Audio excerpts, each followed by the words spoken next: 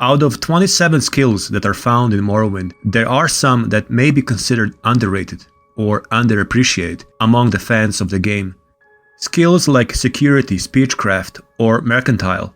Skills that are perhaps oriented towards a specific roleplay build and otherwise not really that useful. One of the skills that I always end up using a lot, but is, in my opinion, generally underrated, is Armorer.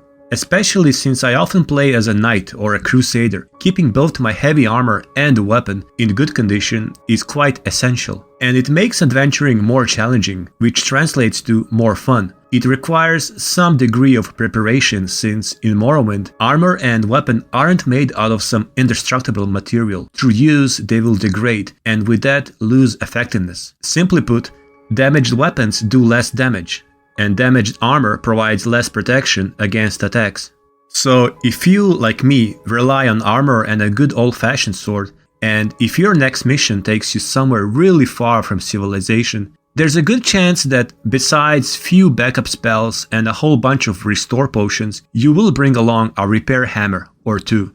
And honestly, to me, there are few things as satisfying as the sound of repairing armor after a bloody battle. Now, there are 5 types of repair hammers, and each has a limited number of uses before breaking, and they also weight a lot, so a seasoned Morrowind player will know exactly how many to bring along. These 5 types are Apprentice, Journeyman, Master, Grandmaster, and yes, there is one even above the Grandmaster. As a matter of fact, it is quite significantly better, with twice the uses, better quality, and half the weight. It's a unique tool sold by one person only, a smith worthy of having a hammer named after him, as if it's some kind of a legendary item. And who knows, maybe it is. Ladies and gentlemen, meet Sirollus Saccus. What a name.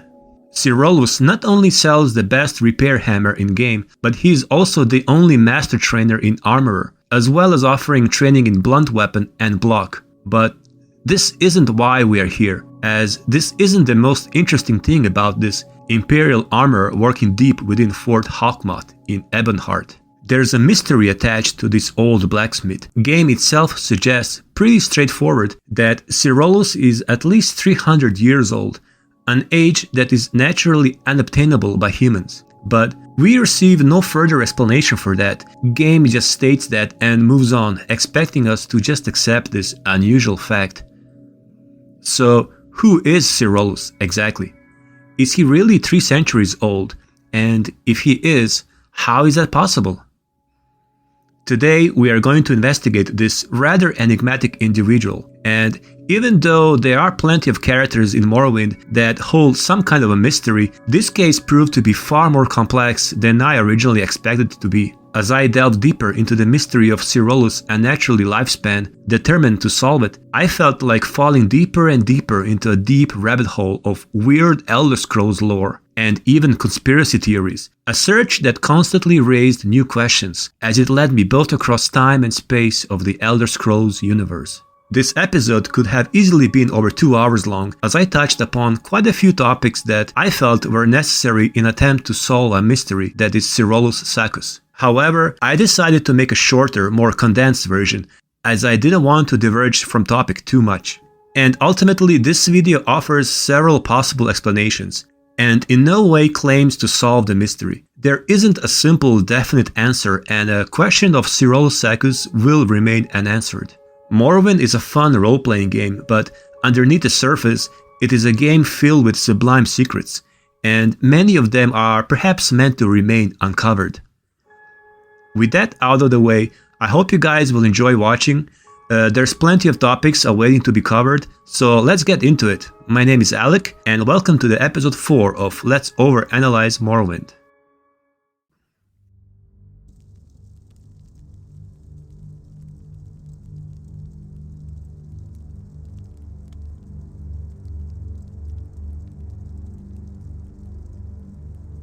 Many of the master trainers found in Morrowind are mentioned within in-game books.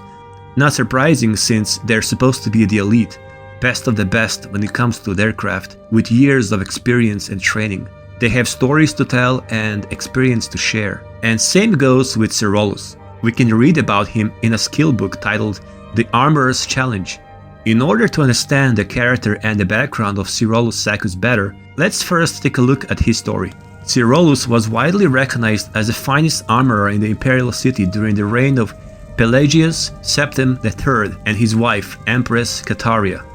There's a moment when Cataria becomes an empress because of her husband's poor mental health. Those who play Skyrim will recognize Pelagius Septim III as Pelagius the Mad from the quest The Mind of Madness, a Daedric quest involving Sheogorath, Prince of Madness. Empress Cataria was a Dunmer and first one to rule over the empire, and her reign was, naturally, met with some resistance, especially from the nobles and members of the Elder Council, as they openly questioned her qualifications to rule over such a vast empire. Amidst all of this, down in Blackmarsh, Argonians start a rebellion against the empire, and a massacre of the imperial forces occurs. As it turned out, even the most effective military force on Tamriel, the Ruby Legion, is having difficulty operating within harsh and swampy environment of the Argonian province. So, Empress Cataria steps up and suggests an Argonian armorer to design a legion armor suitable for Argonian climate and environment. She recommends Hazadir, whom she personally knew, a very clever armorer who used to be a slave back in Vivec, but currently owns a small, modest workshop in the slums of the imperial city. Council members naturally laughed at the very idea of an Argonian slave designing an armor for Imperial Legion. They instead proposed their own champion, none other than Sirollus, who was, as we said, already at that time best armorer in the Imperial City, and quite possibly in the entire Citadel. After much debate, it was finally decided to have both armorers contend for commission. They had 7 days to make an armor. After that, 2 champions of equal power chosen by the council would fight wearing those 2 armors. Whichever champion won, the armorer who supplied him would earn the imperial commission. Sirollus started working immediately with finest quality ebony material and used enchanted white flames to shorten the procedure of refining the ore. His magnificent workshop was equipped with finest tools and even had an Akawiri forge. After 7 days, he made a suit of armor of bound wood, leather, silver, and ebony.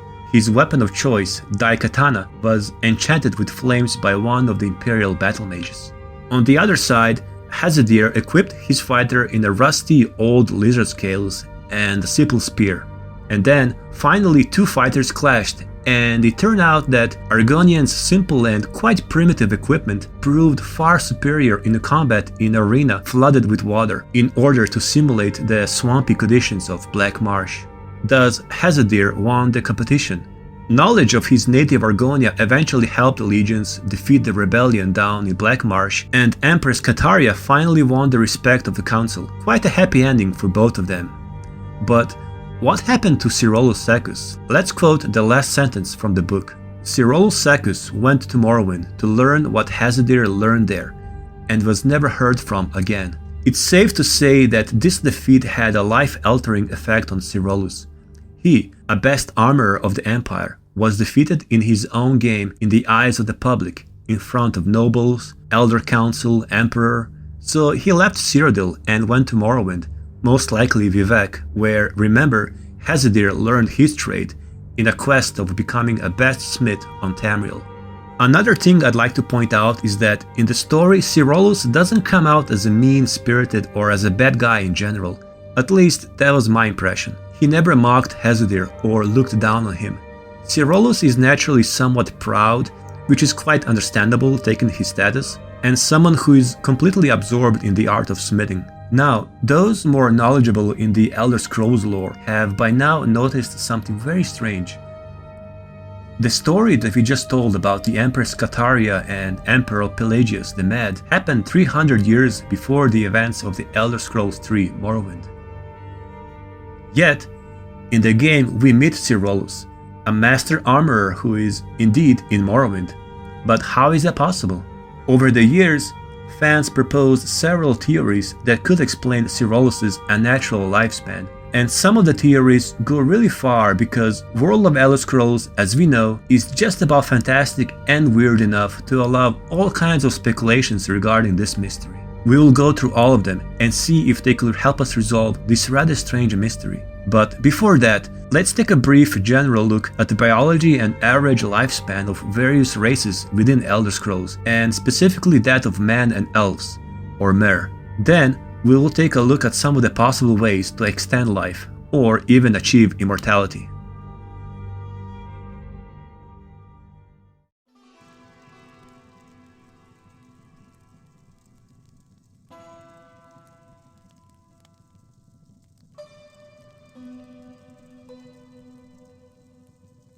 Men of Tamriel live as long as men in real life do, anywhere between 60 and 80 years. The elven races live longer, usually several centuries. Altmer are known to live longest, followed by Dunmer. How long do they live exactly? This is still kinda debatable, but it's safe to assume that average elf or mer lives at least 2 to 3 times as long as the average man.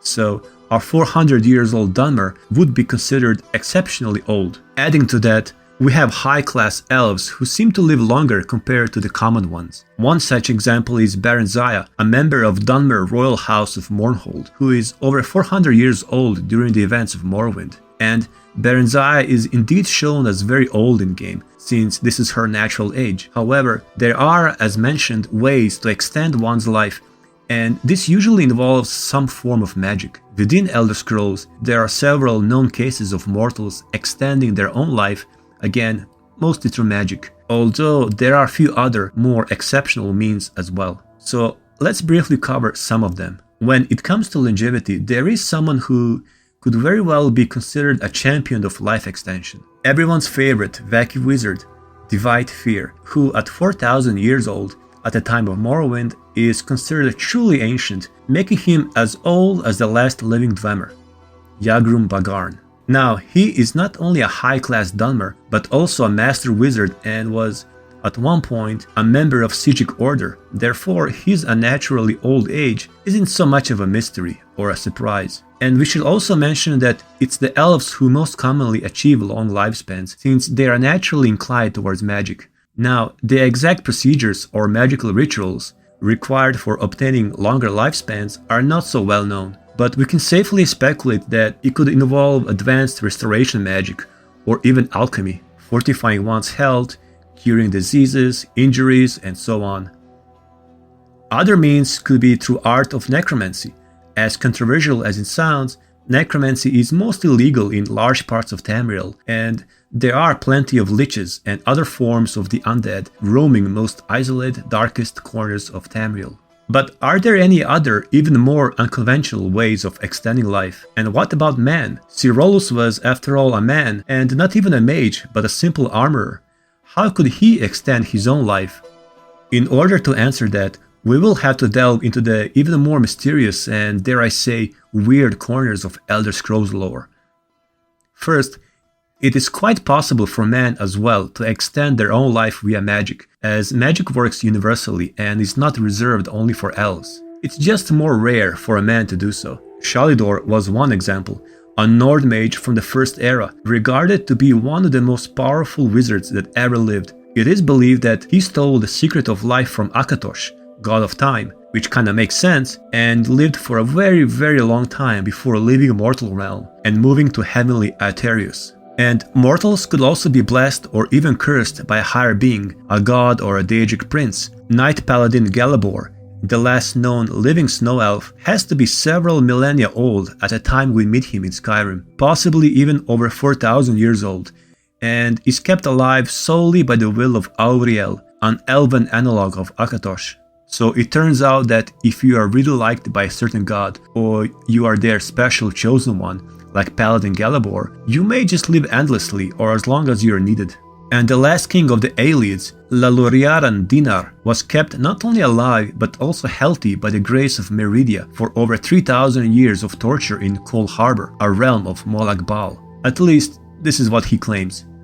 Now, I haven't played ESO, but my impression is that time works quite differently in the plane of Oblivion, and any mortal would just keep living as long as he or she stays there, but I could be wrong. A far better example is that of Mistress Drata, another well-known character from Morrowind and yet another long-lived Dahmer sorcerer. She is quite old, second only to Divide Fear, and it is revealed that her life is sustained through necromantic arts, specifically by making a deal with Daedra.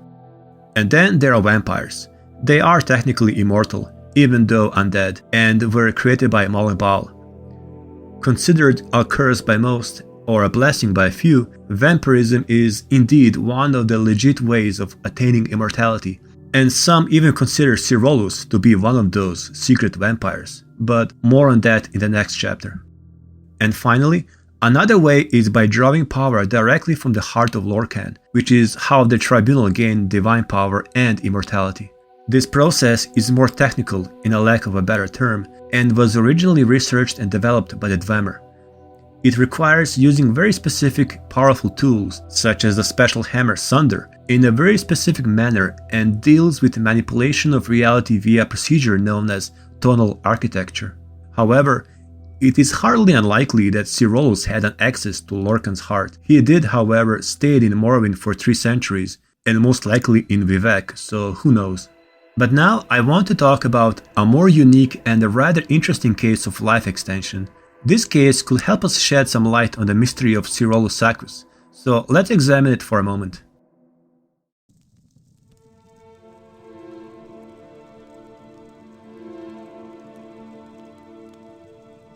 For this occasion, we shall head far north to the cold island of Solstheim and pay a visit to Ulfgar the Unending. This seemingly ordinary Nord chilling inside an ice cave claims to be at least 500 years old. If we ask him to tell us his sad barbarian story, Ulfgar will go on to explain that he searched for Sovngarde all across Tamriel and arrived to the island with 4 of his brothers-in-arms and a powerful sorcerer, Grimkel. As they searched for Sovngarde, Sorcerer betrayed him and cast a powerful spell that turned Nords into stone. Ulfgar managed to survive and kill Grimkel, only to discover that he was also partially cursed, becoming, as he said, living stone. He is unable to die, thus the name Unending, and because of that, unable to enter Sovngarde. Weirdly enough, Ulfgar will also mention fighting alongside Iskramor and his 500 companions, which would make him far older, over 4,000 years old to be precise, but it's not certain whether he lies about it or is it a result of confusion due to a curse, or could it be somehow true. In any case, he is at least 500 years old, and this is supposedly a result of a spell. We are never told what kind of a spell would that be, except that Grimkel attempted to open a portal to Sovngarde, but it is worth mentioning as another way of obtaining immortality. But let's stay with Ulfgar just a little bit longer. You see, I find this story rather interesting along the case of Sirollus Saccus, as we have 2 characters who aren't powerful mages, but are just ordinary guys, yet both are somehow mysteriously associated with prolonged life. In the case of Ulfgar, however, we know what happened. But his whole story, the more we think about, makes little sense. For example, why did he search for Sovngarde across Tamriel, eventually ending on Solstheim, when it's a place of afterlife in Aetherius and not in a world of mortals? And even more, what's with the story of fighting alongside Iskramor, which only confuses the whole situation even further?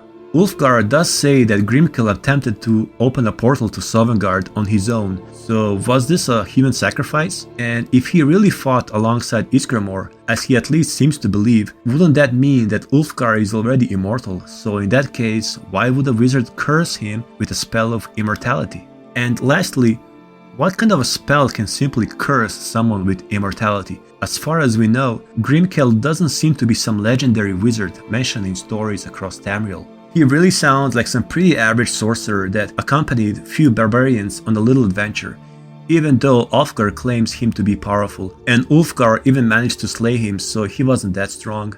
I don't remember any spell that extends someone's life forever being available in any game or even mentioned at all. These are high secrets seeked by most powerful arcane researchers, available only to few in the entire recorded history of Tamriel. Yet, we are ought to believe that some random sorcerer could just randomly curse someone with immortality. It's really strange.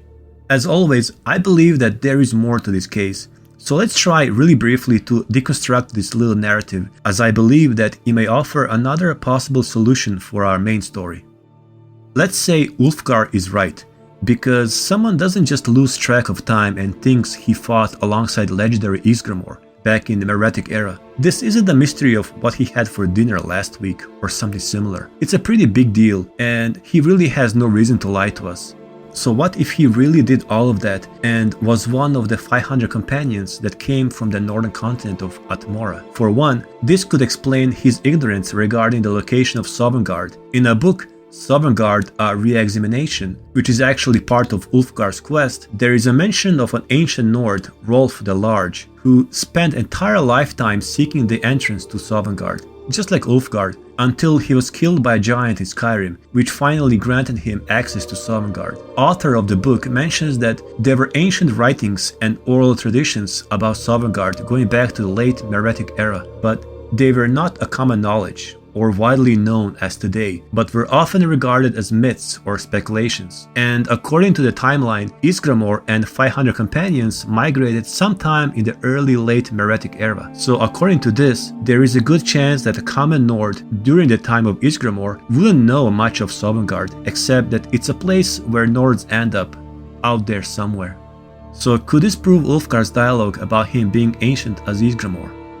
And if so, what about the immortality part? Well, maybe he wasn't immortal, maybe he time traveled, or to be more precise, was a victim of time travel.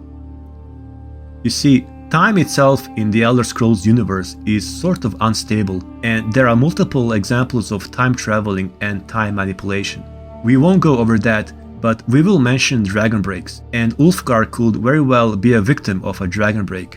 In short, dragon breaks are events or phenomenons that break linear time and thus create a non-linear time. Basically, they create multiple timelines, causing all sorts of confusion and chaos. And there are several known dragon breaks, including one happening when Tiber Septim activated Numidium, the brass god. Just to get things more clear, when Dwemer disappeared during the Battle of the Red Mountain, it is speculated that they were simply transported into another timeline by a dragon break. This is at least one of the theories. So if entire nation could be transported into different timeline or across time and space, then it's entirely possible that it could happen accidentally to a random people, like Ulfgar or Sirollus. And let's remember, Ulfgar mentions being on Solstheim for 500 years, and Tiber Septim lived pretty much 500 years ago, so Dragon Break occurred around that time. This could possibly transport him across time both in past and future, since, well, time becomes non-linear. It's confusing, I know, and as incredible as it sounds, this would explain Ulfgar's weird story, if he was telling the truth, of course. And just to complete our little expedition to Solstheim, there is another cursed Nord, Tormor Greywave, who is also found on the island, and he is unable to sleep for 6 months, again due to a curse. Now, I'm not sure if he's also cursed with immortality or is it only the perpetual wakefulness, but I just wanted to mention it, it's an interesting little detail. So that was about enough digression. Let's return to Sirollus and see if we can finally unravel his secret. We're gonna cover now all previously mentioned options, all theories, all speculations, no matter how crazy they are, and see which one is most likely to resolve the mystery.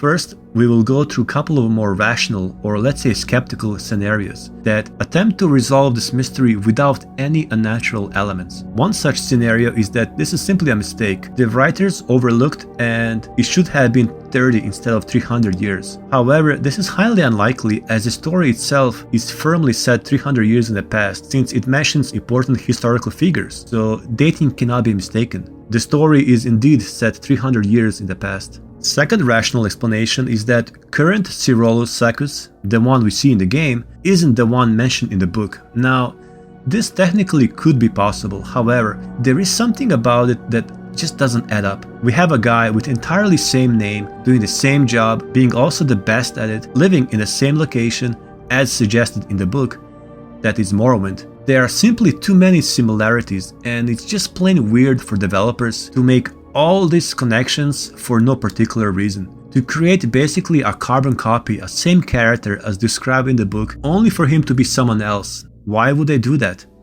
Speaking of the characters with the same name, they are quite rare in Elder Scrolls, and having both first and the last name the same even more so. Possible explanation would be that this Sirollus is a descendant who just happens to be named after his ancestor, who is also the master armorer himself, while also being in Morrowind. I really don't buy this theory, in a way that I don't think that this is what the developers had in mind when writing the character. So with that out of the way, we can now explore some of the more interesting theories that involve supernatural elements. There were suggestions that Sirollus is a vampire. While that would indeed explain the entire mystery of longevity in a simple, direct way, there are no clues or signs of him being an actual vampire, especially as the vampires of Morrowind are easily recognizable. And even though there are different strains of vampirism across Tamriel, almost all of them cause physical change that is easily recognizable. It is true that there were vampires who seemingly blended quite well within society, for example, Count Janusz Hasildor of Skingrad, or Sibyl Stentor in Solitude. However, they were perceived as mages by common folk, spending most of their life within castle walls, and rarely, if ever, going into the public.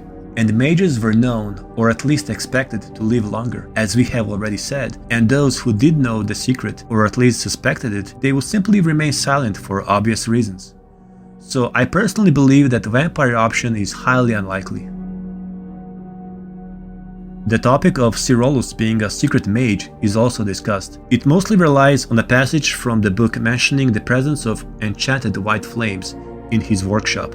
Now, while it's true that he used some kind of magic flames in the process of making armor, this is in no way indication of him being a mage. Later in the book, we even read that Sirollus required the help of a battle mage to enchant a weapon, implying that he couldn't even do that. As for the meaning of white flame, I tried researching about possible explanation of what could that be, but I couldn't find any clue.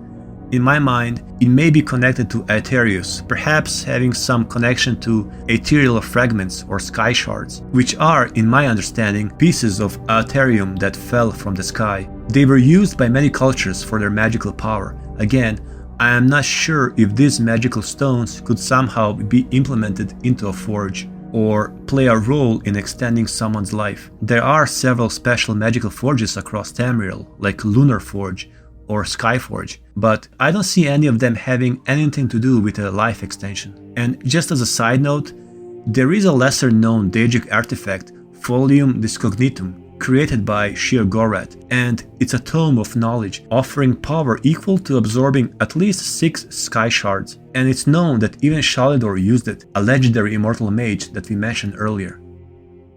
And speaking of Sirollus's workshop, there's a very brief mention of his Akaviri forge, prompting a theory of him having a distant Akaviri bloodline, which would then explain his longer lifespan. This is a whole another conspiracy that I'll just briefly mention here. Basically, during the Roman Empire, there was a heavy Akaviri influence, and many noble houses of Cyrodiil claimed an Akaviri name to themselves. Emperor's bodyguards were, for example, the Dragon Guard, who later on became Blades. The original Dragon Guard consisted solely of the Akaviri warriors, who swore allegiance to Raman. These Akaviri were Seishi, if I pronounce it right, who are sometimes described as snake people, or having snake-like characteristics like snake tails instead of legs, similar to Nagas. However, they are also described as regular humans. Later on, Surviving Seishi in Cyrodiil served as mercenaries and personal guards of nobles, and Akaviri culture gradually influenced Cyrodiil culture and institutions, including the doctrine and equipment of the Imperial Legion. This is also the origin of the Legion's dragon symbol. Now, back on the continent of Akavir, there's a legend saying that Seishi, originally vampiric snake-like beings, ate the humans that lived there, and in that process resembled them. And Seishi were also considered immortal. As all of this sounds very wild, to say the least, it inspired various theories regarding the true nature of Seishi, with one theory portraying them as basically shape-shifting reptilians that pretend to be humans and rule over them. And we know that there are descendants of Seishi refugees, most of them mixed with the local population, and they do look like average men. Now, this is all well documented and known. However, the crazy conspiracy part is that some believe that the empire was, and perhaps still is, ruled by the secret snake people disguised as men. And then there's this quote, "We shed our skins and arose reborn in the service of his empire and the coiled king. I'll shed the skin as well when it's time for a new beginning." These are the words of Chevalier Renaud, a first-era knight and Akaviri bodyguard of Raman III. Going back to Sirollus Saccus, let's pretend for a moment these Akaviri conspiracies are true, and that Sirollus was indeed a descendant of Akaviri in a human disguise. His long life would simply be a result of Akaviri bloodline, and it will also explain his supreme smithing skills. And just as the Akaviri served the Legion and influenced the equipment, meaning Akaviri crafted weapons and armors, so did Sirollus served and continues to serve as the best-known armorer in Cyrodiil and later in Morrowind. So this is yet another wild theory, and I really don't buy into it, but it's definitely worth mentioning. Now, one that I personally find interesting suggests that Sirollus obtained some kind of a magical ability or a magical craft to extend his own life during his stay in Morrowind. As we know, Sirollus was the best armorer in Cyrodiil, and now even in Morrowind, as he is the only master trainer and sells unique, best quality hammer. What if he became so skillful that he could not only repair and improve armor, but also his own body? And this would, in one way, fall into the category of necromancy, which is technically legal in Cyrodiil and practiced widely even in Morrowind. Necromancers patch bodies of the servants, and this does involve a certain skill in smithing. Also, as a talented and highly skilled craftsman, he could, while staying in Morrowind, hear about the secrets of Dwemer artifacts and tools used to obtain power from the heart of Lorkhan. One of those tools is the hammer, Sunder, and Sirollus is known for crafting exceptionally high-quality hammers as well. So, just as Tribunal used tools to change themselves, perhaps Sirollus, during those long 300 years of Morrowind, somehow acquired knowledge to, at least temporarily, enhance his own lifespan. One last theory that we're gonna cover is that he perhaps made a deal with the Daedra. Now, what's interesting is, in-game, Sirollus has a unique rumor dialogue. I've heard there's a shrine to Sheogorath hidden in Vivec. Some claim to have spoken to the Daedric prince, but they must be madmen. At least they are now. Now, for quite some time, I've been trying to make any connection between Sheogorath and Sirollus, any kind of clue that may suggest a deal between those two, but honestly I couldn't find much. I will say, however, that Sirollus lived in a time of Pelagius the Mad, and as the most renowned armorer employed by nobles and the Legion, there's a good chance that he even met the Emperor, or at least he met his wife, Empress Kataria. And this would also mean that Sirollus is fully aware of the influence of Sheogorath, since in dialogue he says that just by speaking to him causes madness, and this is indeed true, as Sheogorath spreads madness among mortals by talking to them or whispering. And also, I don't have an impression that Sirollus is mad or influenced by Sheogorath, although I wonder where he got the rumor from, as the shrine he mentions really exists and it's supposed to be, well, a secret location. This led me to believe that Sirollus may have a certain connection to Sheogorath, perhaps chatting with him occasionally or being slightly mad, if that makes any sense, just enough to hide it. Sirollus is, after all, an old person and a respectable member of the Legion and society, thus others may just kinda ignore his, let's say, eccentric behavior. Also, at one point, I believe Morrowind was meant to have a madness skill or an attribute, as there was a Daedric helm of madness that was illegal for wearing unless person is mad. This is at least according to official concept art, and Helm of Madness was associated to Sheogorath. So I do wonder if some NPCs were supposed to have madness as an attribute, which would then be related to Sheogorath, and I do wonder if Sirollus was originally maybe meant to play a larger role in game, perhaps in relation to another Sheogorath quest. He does mention a shrine to Sheogorath in the dialogue, but again, there is no indication that Sirollus is straight mad, at least not through dialogue.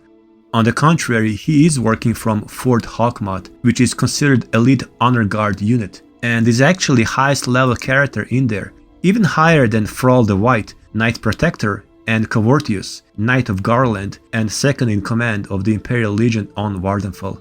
Actually, funnily enough, Sirollus at level 25 is the highest level member of the Legion, even Knight of the Imperial Dragon being lower than him. Sirollus is also quite wealthy, with a pocket filled with 3,500 gold, making him one of the richest merchants in game.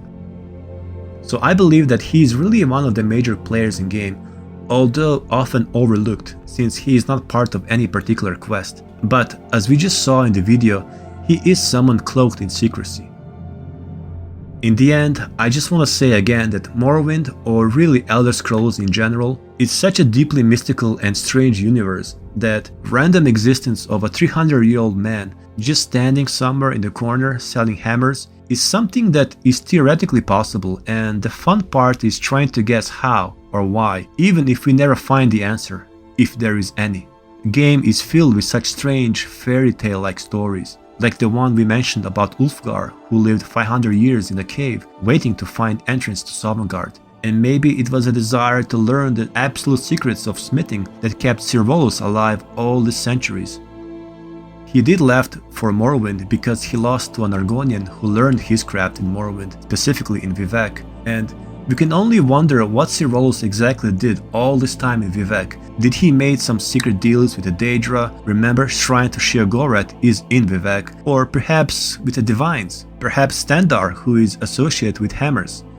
Or was he chatting with Vivec himself about tonal architecture? Maybe they were exchanging their hammers, who knows? So this was a story about Sirollus Saccus. I hope you guys enjoyed the video. There is much more to come, so thank you for watching and I'll see you soon.